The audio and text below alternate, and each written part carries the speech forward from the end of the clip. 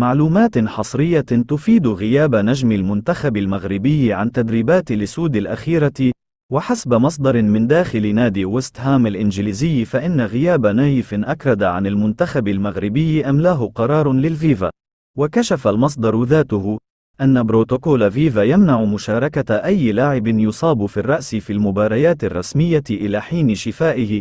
وأكد مصدرنا أن ويست هام أعلم طبيب المنتخب المغربي بوضع أكرد وبالبروتوكول، وهو ما فرض غياب أكرد عن المنتخب المغربي.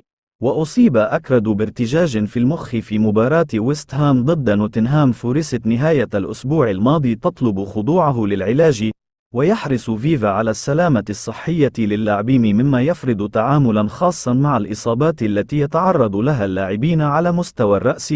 وأشار مصدرنا أن البروتوكول ذاته معتمد في الدوري الإنجليزي الممتاز الذي يفرض على الأندية التعامل بحذر مع إصابات الرأس.